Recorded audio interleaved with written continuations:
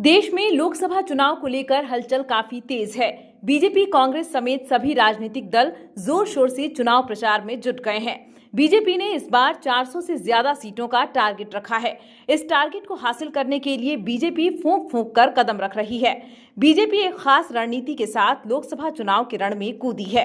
उसी रणनीति के तहत बीजेपी ने 10 पूर्व राजघरानों के वंशजों को मैदान में उतारा है। इनमें राजस्थान के पूर्व महाराजा हेमंत सिंह, मध्य प्रदेश के पूर्व महाराजा ज्योतिरादित्य सिंधिया और उत्तर प्रदेश के पूर्व महाराजा कुंवर राघवेंद्र सिंह शामिल हैं।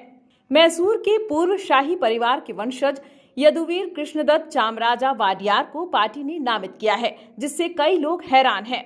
उनके दादा श्री कंठदत्त नरसिम्हा राजा वाडियार 1999 तक 4 बार कांग्रेस सांसद रहे। 2004 के चुनाव में हार के बाद वह राजनीति से सेवानिवृत्त हो गए। परिवार का लक्ष्य यदुवीर के माध्यम से फिर से राजनीति में प्रवेश करना है। पूर्व मेवाड़ राजघराने की बहू महिमा कुमारी विश्वराज सिंह राजसमंद से भाजपा की उम्मीदवार हैं। राजपूत बाहुल्य इस क्षेत्र में उनकी जीत की संभावनाएं प्रबल मानी जा रही हैं। राजसमंद से बीजेपी उम्मीदवार महिमा कुमारी मेवाड़ राजपूत समुदाय से हैं। वह मेवाड़ राजघराने के पूर्व सदस्य विश्वराज सिंह की पत्नी हैं। राजनीति में आकर वह आगामी चुनाव में नाथद्वारा से चुनाव लड़ रही हैं। त्रिपुरा पूर्व से बीजेपी द्वारा नामित कृति सिंह देव वर्मा त्रिपुरा के माणिक्य राजघराने से हैं। वह टिपरा मोथा पार्टी के नेता प्रद्योत देव वर्मा की बड़ी बहन है। टीएमपी हाल ही में राज्य की एनडीए सरकार में शामिल हुआ। कृति के पति योगेश्वर राज सिंह प्रतिष्ठित कवर्धा राजवंश से आते हैं। ओडिशा में पूर्व बीजेडी सांसद अर्का केशरी देव की पत्नी और कालाहांडी राजघराने की सदस्य मालविका केशरी देव 2023 में बीजेपी में शामिल हुई।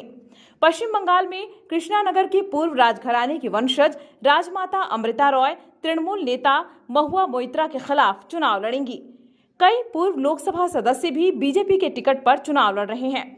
बीजेपी ने ओडिशा और पश्चिम बंगाल में आगामी चुनावों के लिए नए और अनुभवी दोनों उम्मीदवारों का चयन किया है। पटियाला से पूर्व कांग्रेस सांसद प्रणीत कौर अब अपने पति कैप्टन अमरिंदर सिंह की पार्टी बदलने के बाद भाजपा से चुनाव लड़ेंगी।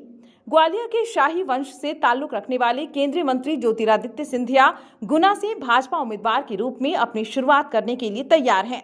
यह कदम आगामी चुनावों में एक महत्वपूर्ण राजनीतिक बदलाव का संकेत देता है।